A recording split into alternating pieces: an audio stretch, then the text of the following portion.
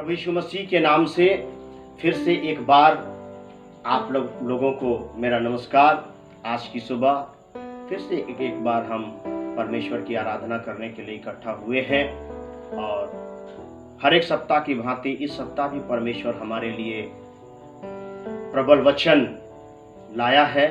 सो हम सीधे परमेश्वर के वचन की ओर जाएंगे और परमेश्वर के नाम की महिमा करेंगे। सो हम एक वचन को निकालेंगे, मत्ती रचित सुसमाचार उसका 16 अध्याय और उसका 18 पद को हम पढ़ेंगे और वहां पर ऐसा लिखा हुआ है, और मैं भी तुझसे कहता हूं कि तू पतरस है और मैं इस पत्थर पर अपनी कलीसिया बनाऊंगा और अधोलोक के फाटक उस पर प्रबल न होंगे। प्रभु के नाम की स्तुति और उसके नाम की महिमा हो। और परमेश्वर के वचन में हम यहाँ पर पाते हैं कि परमेश्वर प्रभु यीशु मसीह यहाँ पर पतरस से बातें कर रहे हैं और हम देख रहे हैं कि पतरस को वे बोल रहे हैं कि हे पतरस, तू पत्थर है, तू चट्टान है और मैं तुझ पर अपनी कलीसिया को बनाऊंगा और जिस पर अधोलोक के फाटक प्रबल नहीं होंगे। यानी कि मेरे बनाए हुए कलीसिया जो मैं तेरे द्वारा निर्माण करूंगा उस पर कोई भी शक्ति हावी नहीं होगी, उस कलीसिया को कोई प्रभावित नहीं कर सकेगा। कोई दुष्ट की शक्ति, कोई भी कहेंगे विरोधी आत्मा या कोई भी सिचुएशन जो है उस कलीसिया पर प्रभाव नहीं डाल सकेगी। और इस वचन के माध्यम से मैं ये बतलाने का प्रयास करूंगा कि किस तरह से पतरस को ये प्रशंसा की बातें प्राप्त हुई और यीशु मसीह का कथन जो पतरस के प्रति था कि मैं तुझ पर अपनी कलीसिया को बनाऊंगा, कैसे पूर्ति हुआ, कैसे कलीसिया का निर्माण हुआ, कैसे कलीसिया के लोग संगठित हुए, कैसे कलीसिया का विस्तार हुआ, विस्तारीकरण हुआ, एक स्थान से कई जगहों पर हम उसको देखने का प्रयास करेंगे। और जब हम प्रेरितों के काम और उसके 2 अध्याय और उसके 14 पद से जब हम आगे पढ़ते हैं, हम लोगों के पास उतना समय नहीं कि सारे वचनों को हम पढ़ें, लेकिन जब 14 पद को जब हम पढ़ते हैं वहां पर ऐसा लिखा हुआ है, तब पतरस उन 11 के साथ खड़ा हुआ और ऊंचे शब्द से कहने लगा, हे यहूदियों और हे यरूशलेम के सब रहने वालों, यह जान लो और कान लगाकर मेरी सुनो। 37 पद से आगे जब हम पढ़ते हैं, पतरस जब प्रचार किया तब सुनने वालों के हृदय छिद गए और वे पतरस और शेष प्रेरितों से पूछने लगे, हे भाइयों, हम क्या कहें? पतरस ने उनसे कहा, मन फिराओ और तुम में से हर एक अपने अपने पापों की क्षमा के लिए यीशु मसीह के नाम से बपतिस्मा ले, तो तुम पवित्र आत्मा का दान पाओगे। और इस तरह से हम क्या देखते हैं कि है ना, पतरस वहां पर लोगों को संदेश सुनाया। और 41 पद लिखता है, अतः जिन्होंने उसका वचन ग्रहण किया उन्होंने बपतिस्मा लिया और उसी दिन 3000 मनुष्यों के लगभग उसमें मिल गए। मैं ये बतलाने का प्रयास कर रहा हूं कि यीशु मसीह ने पतरस को कहा कि मैं कलीसिया स्थापित करूंगा। और यहां पर देख रहे हैं हम कि पेंतीकोस्त के दिन के बाद किस तरह पतरस को पवित्र आत्मा इस्तेमाल किया, किस तरह से पतरस ने वहां पर हजारों की भीड़ में परमेश्वर के प्रबल वचन को प्रचार किया। लोगों का दिल हृदय छीद गया और वचन बतलाती है कि 3000 लगभग लोगों ने प्रभु को ग्रहण किया और वो प्रभु से जुड़ गए। लेकिन कलीसिया निर्माण होना, कलीसिया का कहेंगे शुरुआत होना या पतरस का इस्तेमाल होना, ऐसा नहीं है कि यीशु मसीह बोला कि मैं तुझ पर कलीसिया बनाऊंगा और तुरंत सब चीज मतलब एक के बाद एक होना शुरू हो गया। ऐसा भी नहीं है। यहाँ पर बहुत सारी बातें हुई है, बहुत सारी चीजों को पतरस को सामना करना पड़ा है, बहुत सारे उतार और चढ़ाव पतरस के जीवन में आए हैं। और जिस प्रकार हम पढ़ते हैं फिलिपियों की पत्री उसका 3 अध्याय और उसका 13 पद में प्रेरित पौलुस जिस प्रकार से कहते हैं, फिलिपियों की पत्री 3 अध्याय और उसका 13 पद में ऐसा लिखा, हे भाइयों, मेरी भावना यह नहीं कि मैं पकड़ चुका हूं, परंतु केवल यह एक काम करता हूं कि जो बातें पीछे रह गई है उनको भूलकर आगे की बातों की ओर, निशाने की ओर दौड़ा चला जाता हूं। यहां पर पतरस के जीवन में बहुत सारी प्रशंसा की बातें आई, बहुत सारी आलोचना की बातें आई। और जैसा मैं पिछले संदेश में मैंने बतलाने का प्रयास किया था कि पुरानी बातों को भूल करके हमें आगे की ओर बढ़ने की जरूरत है। पतरस के जीवन में कलीसिया निर्माण या कलीसिया स्थापना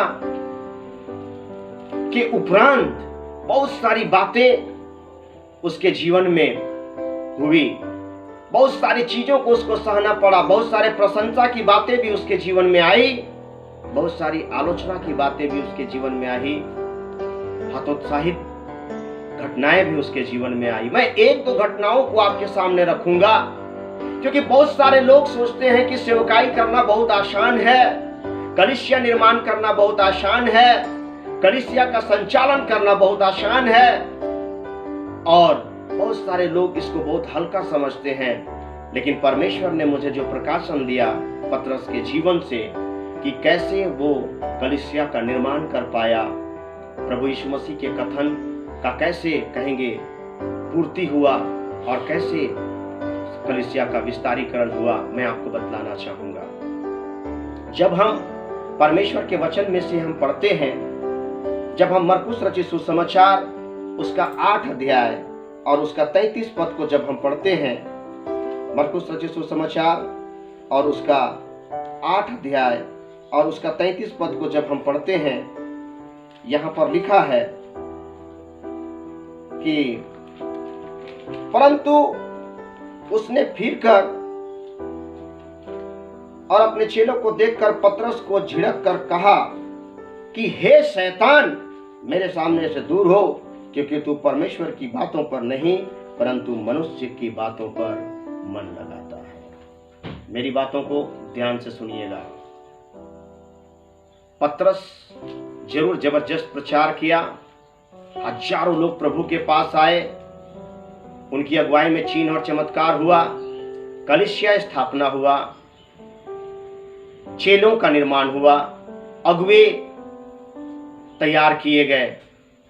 लेकिन बहुत सारी बातों को पतरस को सामना करना पड़ा। यहां पर स्वयं प्रभु यीशु मसीह इतना कड़वा शब्द पतरस को बोला कि मुझे लगता है कि हम और आप रहते तो वहीं पर तुरंत उल्टे पांव लौट जाते। यहां पर हम देखते हैं कि भरी महफिल में, है ना, उसके बाकी चेले लोग भी वहां पर हैं और प्रभु यीशु मसीह पतरस को एकदम कड़े शब्द में कहता है, हे शैतान, तू मेरे नजरों के सामने से चला जा। ऐसा इसलिए यीशु मसीह वहां पर उनको बोले क्योंकि वो अपने बलिदान से संबंधित गुड़ और रहस्य बातों को बतला रहे थे, है ना, वो स्वर्गराज की बातों को बतला रहे थे। लेकिन पतरस जो है परमेश्वर की मनसा और योजना पर नहीं बल्कि मनुष्य की बातों पर, है ना, अत्यधिक मन लगा रहा था, विश्वास कर रहा था। और ये चीज प्रभु यीशु मसीह को देख करके बहुत दुख पहुंचा और पतरस को बड़े कड़े शब्दों में उन्होंने डांटा और कहा, हे शैतान, मेरे सामने से दूर हो जा। लेकिन पतरस उस शब्द को कैसे बर्दाश्त किया, पतरस उस सिचुएशन को कैसे हैंडल किया। वहां पर पतरस विवाद नहीं कर दिया, वहां पर पतरस लड़ाई नहीं कर दिया, वहां पर पतरस कुछ लोगों को अपने पक्ष में नहीं ले लिया, वहां पर पतरस यीशु मसीह का विरोधी नहीं हो गया, वहां पर पतरस वचन का विरोधी नहीं हो गया, कलीसिया का विरोधी नहीं हो गया, बल्कि उस सिचुएशन को वो समझने का प्रयास किया। जरूर उसका हृदय टूट गया होगा कि जिसके पीछे मैं चलता हूं, जिसकी बातों को मैं मानता हूं, वो मुझे इतना कड़े बातों को कह रहा है। प्रियो, ध्यान से सुनिएगा, वो रुका नहीं, है ना, वो बातों को बर्दाश्त किया। आगे जब हम जाएंगे, आप ध्यान से सुनिएगा, मत्ती रचित सुसमाचार उसका 14 अध्याय में जब हम जाएंगे, मैं आपको बतलाना चाहूंगा उसका 28 पद से लेकर के, मत्ती रचित सुसमाचार उसका 14 अध्याय और उसका 28 पद से लेकर के 31 पद तक मैं पढ़ता हूं। पतरस ने उसको उत्तर दिया, हे प्रभु, यदि तू ही है तो मुझे अपने पास पानी पर चलकर आने की आज्ञा दे। उसने कहा, आ। तब पतरस नाव पर से उतरकर यीशु के पास जाने को पानी पर चलने लगा, पर हवा को देखकर डर गया और डूबने लगा तो चिल्लाकर कहा, हे प्रभु, मुझे बचा। यीशु ने तुरंत हाथ बढ़ाकर उसे थाम लिया और उससे कहा, हे अल्प विश्वासी। यहां पर फिर एक बार हम क्या देखते हैं कि प्रभु यीशु मसीह के द्वारा पतरस को अल्प विश्वासी कहा गया, उसके विश्वास पर संदेह किया गया। और ये उस समय की घटना है जब यीशु मसीह को देख करके पतरस पानी पर चल रहा था, और जब तक वो यीशु मसीह को देख रहा था, उसका लक्ष्य इब्रानी 12 अध्याय के अनुसार जब तक यीशु मसीह था तब तक वो पानी पर चला। लेकिन जैसे उसका ध्यान भटका, वो आंधी को और बिजली जो कड़क रहा था और बरसात, इन चीजों को जैसे वो देखने लगा, है ना, वो पानी में डूबने लगा। यानी कि प्रभु यीशु मसीह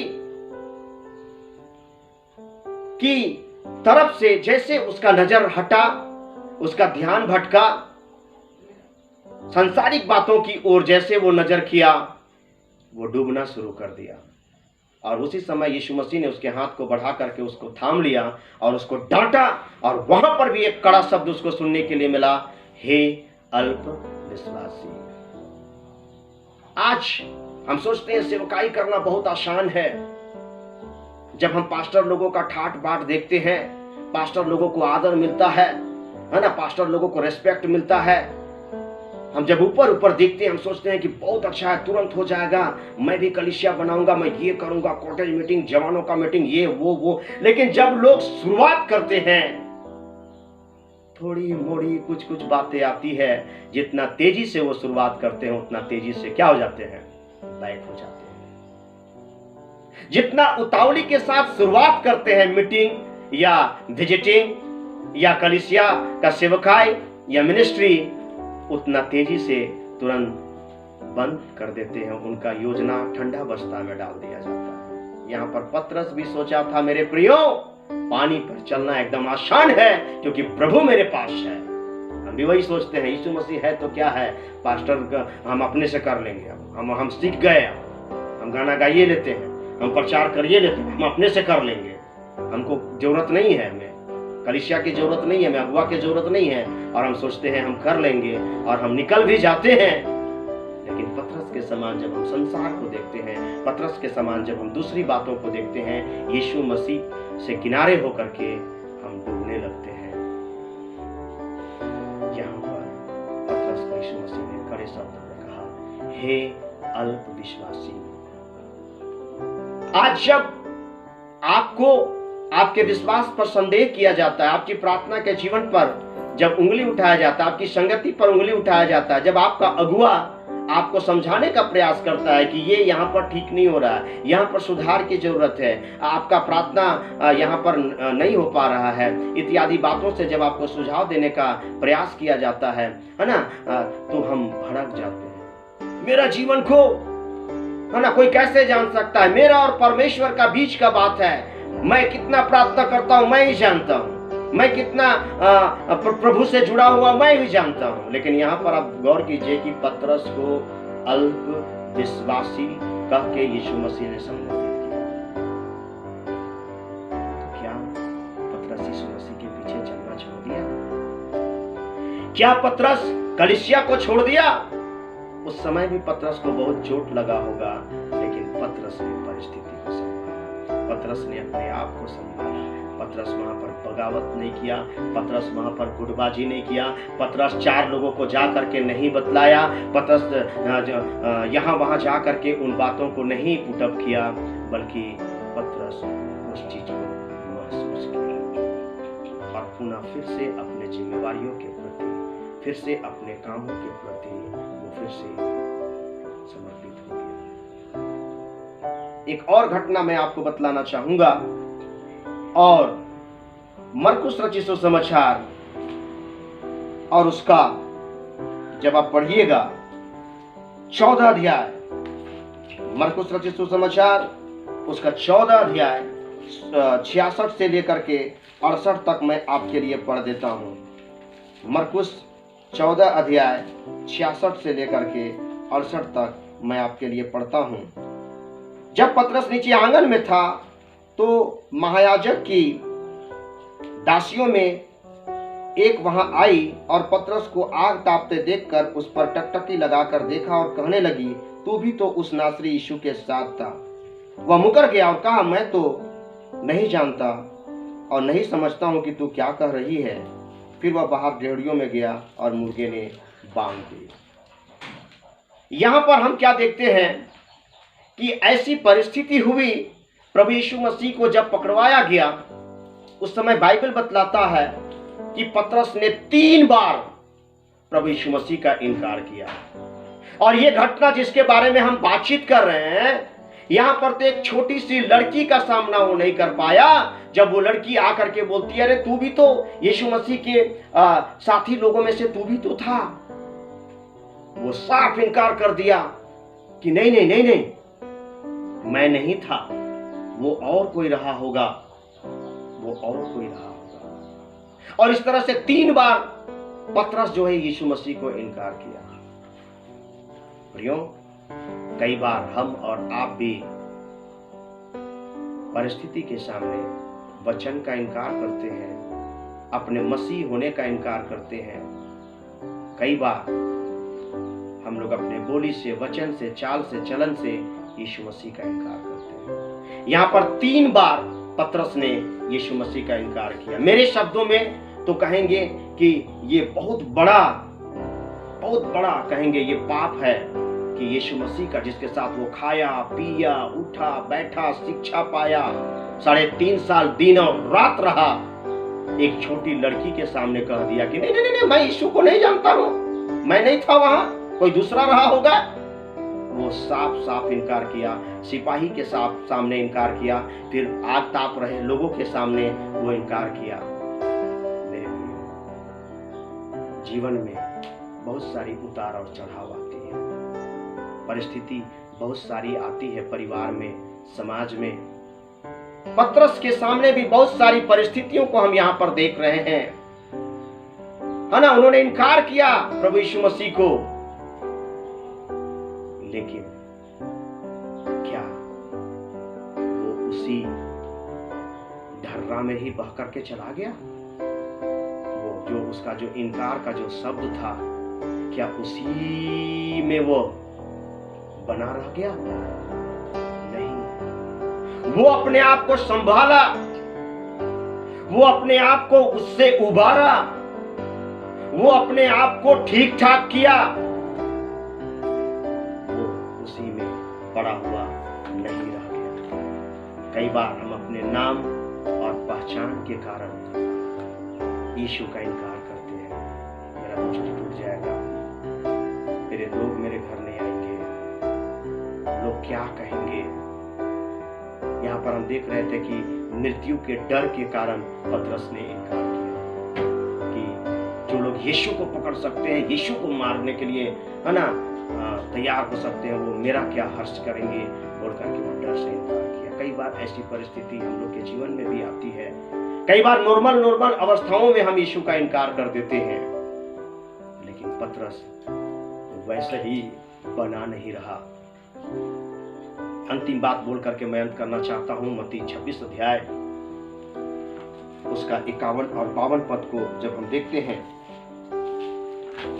मत्ती 26 अध्याय और उसका 51 और 52 पद को जब हम देखते हैं, यहां पर लिखता है कि और देखो, यीशु के साथियों में से एक ने हाथ बढ़ाकर अपनी तलवार खींच ली और महायाजक के दास पर चलाकर उसका कान उड़ा दिया।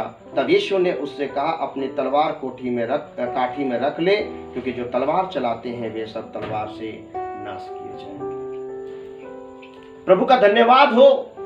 यहां पर जब यीशु मसीह को पकड़ने के लिए लोग आए, हम क्या देखते हैं कि ये पतरस ही है जो तुरंत अपना तलवार निकाला और है ना, एक सिपाही का क्या किया, कान को काट दिया। यीशु मसीह ने उसको कहा कि तू अपना तलवार को वहीं पर रख, क्योंकि जो तलवार चलाते हैं वो तलवार से ही नाश किए जाएंगे। और यीशु मसीह ने उनके कान को फिर ठीक कर दिया। वो यीशु की शिक्षा को, उसकी आज्ञा को भूल चुका था, जो मत्ती 5 अध्याय और उसका 43 और 44 पद में लिखा है। वहां पर लिखा है 43 और 44 पद में कि तुम सुन चुके हो कि कहा गया था कि अपने पड़ोसी से प्रेम रखना और अपने बैरी से बैर, परंतु मैं तुमसे यह कहता हूं कि अपने बैरियों से प्रेम रखो और अपने सताने वालों के लिए प्रार्थना करो। यीशु मसीह की शिक्षा को वो भूल गया था। वहां पर यीशु मसीह ने कहा था, अपने बैरियों से प्रेम रखो और अपने सताने वालों के लिए प्रार्थना करो। जो तलवार चलाते हैं वो तलवार से मारे जाएंगे, है ना। वो बोल भी रहा था यीशु मसीह को कि आप स्वर्ग से स्वर्गदूत को बुलाइए ना, लेकिन यीशु मसीह बोला नहीं, इसका प्रयोजन नहीं है। प्रिय परमेश्वर के लोगों, ध्यान से सुनिएगा, यहां पर भी पतरस बहुत बड़ा चूक किया। परमेश्वर की जो योजना थी उसके विरुद्ध में काम किया। हम प्रयास कर सकते हैं, हम बात कर सकते हैं यहां पर कि वो जो है यीशु मसीह जो कहा उसके विपरीत में यहां पर काम किया। जरूर वो पानी पर चला, जरूर हम यहां पर देख रहे हैं कि पतरस को यीशु मसीह ने कहा कि तू पत्थर है और तुझ पर मैं अपनी कलीसिया को बनाऊंगा। यहां पर हम देख रहे हैं कि पेंतीकोस्त के दिन पतरस किस तरह से हजारों लोगों के सामने खड़ा हुआ और बड़ा निडर होकर के, साधारण पतरस, डरपोक पतरस, जो हम देख रहे हैं कि 3 बार उसने इनकार किया था, वही पतरस जो एक छोटी लड़की के सामने यीशु मसीह का इनकार किया डर के मारे, वही पतरस, है ना, हजारों लोगों के सामने खड़ा हुआ और यीशु मसीह के संदेश को बड़ा बेधड़क होकर के लोगों के सामने रखा। और वो ऐसा प्रबल प्रचार किया कि वचन बतलाती है कि लोगों का हृदय छिद गया जब वो वचन सुन रहे थे। और 1 जन, 2 जन, 5 जन, 7 जन नहीं, बल्कि 3000 लोग प्रभु यीशु मसीह को ग्रहण किए, प्रभु यीशु मसीह को उद्धारकर्ता के रूप में, है ना। वो लोग प्रभु यीशु मसीह को ग्रहण किए और उन्होंने प्रभु के, कहेंगे, परिवार में वे शामिल हो गए। मेरी बातों को ध्यान से सुनिए प्रियो। सेवकाई, कलीसिया, संस्था, जिम्मेवारी उतना आसान चीज नहीं है। पल भर में हम अपने समर्पण को भुला जाते हैं, पल भर में हम किए हुए वायदा से मुकर जाते हैं, पल भर में हम अपना लिया हुआ निर्णय को भुला जाते हैं। मैं ये करूंगा, मैं वो करूंगा, मैं ऐसा करूंगा, मैं पैसा से सहायता करूंगा, मैं शरीर से सहायता करूंगा, पास्टर जहां जाएगा मैं साथ में जाऊंगा, मैं खड़ा रहूंगा। लेकिन छोटी सी बातें कुछ होती है, हम अपने आप को किनारे कर देते हैं। छोटी सी बातें होती है, हम अपने आप को, है ना, हर मीटिंग से दूर कर लेते हैं, हर जिम्मेवारियों से हम दूर कर लेते हैं। पता नहीं, हम प्रार्थना करना भी छोड़ देते हैं। दान दशमांश देना तो दूर, हम देंगे, हम नहीं देंगे पैसा, हम कड़वाहट भर लेते हैं, यहां वहां जाना बंद कर देते हैं। अपनी जिम्मेवारियों को जो यीशु मसीह ने जिम्मेवारी दिया, यहां पर पतरस को यीशु मसीह ने जिम्मेवारी दिया कि तू पत्थर है और मैं तुझ पर अपनी कलीसिया बनाऊंगा और अधोलोक के फाटक इस पर प्रबल नहीं होंगे। शैतान की कोई योजना यहां पर प्रबल नहीं होगी। ये यीशु मसीह का वायदा था। प्रियो, कलीसिया तो परमेश्वर का है, कलीसिया तो परमेश्वर का है।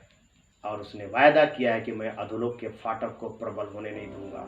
कोई भी शक्ति कलीसिया को प्रभावित नहीं करेंगी, कोई भी व्यक्ति कलीसिया को प्रभावित नहीं कर सकता। आप आए न आए, आप साथ दें ना साथ दें, आप पैसा दें पैसा ना दें, आप साथ में खड़ा हो ना हो, ये कलीसिया, ये सेवकाई परमेश्वर का है।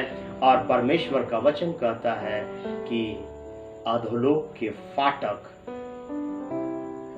इस कलीसिया को प्रभावित नहीं कर पाएंगे। ये भीषण लॉकडाउन जब कलीसिया को प्रभावित नहीं कर पाया, बड़े बड़े काम हम लोगों ने इस लॉकडाउन में किया, लाखों रुपया का फायदा हम लोगों ने गरीब, असहाय, बुजुर्ग और विधवा अनाथों को पहुंचाया।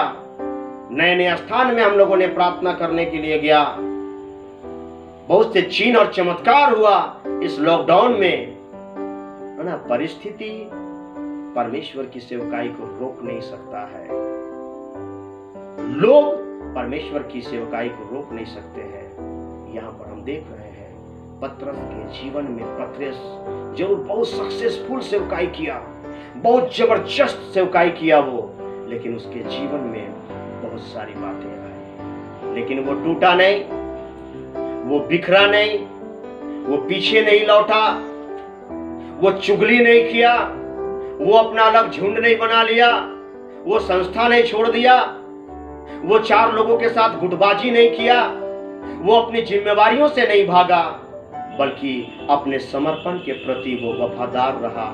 याद रखिए, यीशु मसीह ने लोगों के सामने उसको शैतान कहा, मेरे नजरों से दूर हो जा कहा,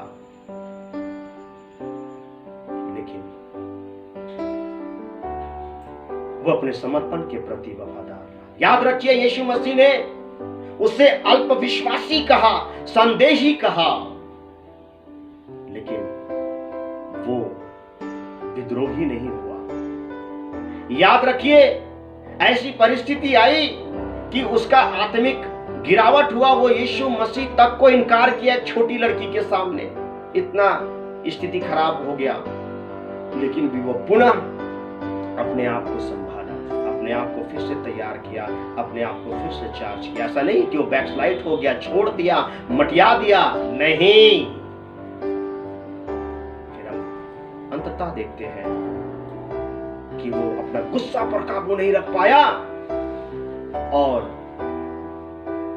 एक जन का कान उड़ा दिया तलवार से, जबकि यीशु मसीह ने कहा था कि अपने बैरियों से प्रेम रखना और अपने सताने वालों के लिए प्रार्थना करना, लेकिन उसने यीशु के वचन की, है ना, उल्लंघन किया, अवहेलना किया। लेकिन इत्यादि बातें हुई मेरे प्रियो, जैसा फिलिपियों की पत्री 3:13 में पौलुस प्रेरित कहते हैं कि पुरानी बातों को भूल करके, हम यहां पर देखते हैं कि पौलुस प्रशंसा में अत्यधिक फूल करके अपनी गति को नहीं रोका, या आलोचनाओं में अत्यधिक दुखित होकर के, या डांट में अत्यधिक दुखित होकर के वो मुरझाया नहीं, अपने कदमों को नहीं रोका, बल्कि वो अपने समर्पण, अपने बुलाहट, अपने जिम्मेवारी, अपने विश्वास योग्यता पर वो बरकरार रहा। प्रियो, इन घटनाओं से मैं आपको यही संदेश देना चाहता हूं कि आज हम छोटी छोटी बातों में, बड़ी बातों में तुरंत अपना कहेंगे विश्वास की कमियों को उजागर करने लगते हैं। तुरंत हम, है ना, अपना गुस्सा को दिखाना शुरू कर देते हैं, है ना, कलीसिया आना बंद, बातचीत करना बंद, है ना, उठना बैठना बंद, जिम्मेवारियां उठाना बंद, है ना, बाकी चीजों में सहयोग करना बंद, दान दशमांश देना बंद, और हम सोचते हैं सेवकाई बहुत आसान है। जरूर यीशु मसीह ने कहा कि तू पत्थर है और तुझ पर मैं अपनी कलीसिया बनाऊंगा, और जबरदस्त कलीसिया बनी भी। आज वही पहली सदी की कलीसिया का फल ही हम लोग हैं। चेलों ने जो बलिदान दिए, चेलों ने जो त्याग दिए, पहली सदी के लोगों ने जो बलिदान दिए, उसी का फल है कि आज हम लोग, है ना, प्रभु को जान पाए, प्रभु को ग्रहण कर पाए, और आज हम आराधना कर पा रहे हैं, छुटकारा प्राप्त कर पाए हैं। मेरे प्रियो, मुझे और आपको भी परमेश्वर किसी विशेष मकसद से चुना है। मेरे और आपके द्वारा भी परमेश्वर कुछ अद्भुत और आश्चर्य क्रम करना चाहता है। मेरे और आपके द्वारा भी परमेश्वर बहुतों को छुड़ाना चाहता है जो आज भी शैतान के बंधन में है, पाप के बंधन में है, गुलामी में है, बीमारी में है, समस्याओं में है, पीड़ा में है। जी हाँ बहन, आपके द्वारा, जी हाँ भाई, आपके द्वारा परमेश्वर उन लोग को छुड़ाना चाहता है। आपके द्वारा कलीसिया का बड़ा बड़ा काम को वो करना चाहता है। आपके द्वारा भाई संस्था के बड़े बड़े काम को परमेश्वर करना चाहता है। लेकिन आज हम छोटी छोटी बातों में, है ना, कुछ चीजों में मनमुटाव को बढ़ावा दे करके अपने आप को हम किनारे करते हैं, अपना समर्पण को हम धूमिल करते हैं, अपना बुलाहट को हम मटिया मीट कर देते हैं। पतरस ऐसा कुछ नहीं किया। पतरस सारी परिस्थितियों को संभाला। मैंने चार उदाहरण यहाँ पर दिया है किस तरह हर एक बातों में पतरस अपने आप को संभाला, अपनी कमियों को दूर किया, है ना, और वो अवलोकन किया और पुनः सेवकाई में लगा। तब वही पतरस जिसके जीवन में दुर्बलताएं थी, निर्बलताएं थी, वही पतरस एक बार खड़ा हुआ और जब वो प्रचार करने लगा, है ना, 3000 से अधिक लोग, यानी कि 3000 लोग प्रभु को ग्रहण किए। तब समझ लीजिए कि वहां पर लाखों लोग थे और 3000 लोगों ने प्रभु को ग्रहण किया। आज हम बर्दाश्त नहीं करते हैं। आज हम छोटी छोटी बातों में, है ना, अपना समर्पण, अपना सब कुछ को दांव पर लगा देते हैं। इसलिए आज हम एक आत्मा को भी नहीं लेकर के आ पा रहे हैं।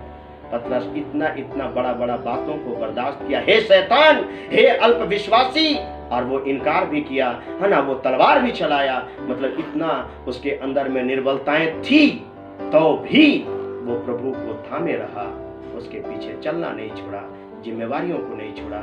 तब हम देख पाते हैं कि उसके एक प्रचार से, है ना, लोगों का दिल हृदय छीन गया और हजारों लोग प्रभु को ग्रहण किए। प्रियो, आज भी परमेश्वर मुझे और आपको इस्तेमाल करने के लिए तैयार है। लेकिन आइए हम अपनी जिम्मेवारी, अपने समर्पण, अपने बुलाहट, अपने विश्वास योग्यता के प्रति हम वफादार रहें। यीशु मसीह ने कहा है, जो मैंने किया उससे भी बड़े बड़े काम तुम करोगे। आइए प्रियो, हम, वचन कहता है, हल पर हाथ रख करके पीछे नहीं देखना है। हम आगे बढ़ें, आगे बढ़ें, आगे बढ़ें। कलीसिया हमारा इंतजार कर रहा है, संस्था हमारा इंतजार कर रहा है, लोग हमारे इंतजार कर रहे हैं। बीमारी, तकलीफ, परेशानी, पीड़ा में पड़े हुए लोग हमारा इंतजार कर रहे हैं। मैं पिछले सप्ताह बतला रहा था कि बिन प्रचारक लोग कैसे जानेंगे, अगर भेजे ना जाए तो लोग कैसे जानेंगे। आइए प्रियो, हम सारी बातों को भूल करके, जैसा फिलिपियों की किताब कहता है कि पुरानी बातों को भूल करके, चाहे वो प्रशंसा की बात हो, आलोचना की बात हो, हम आगे बढ़ें। परमेश्वर आज भी हमें इस्तेमाल करने के लिए तैयार है। परमेश्वर इस वचनों के द्वारा आप सबों को आशीष दे। जय मसीह की।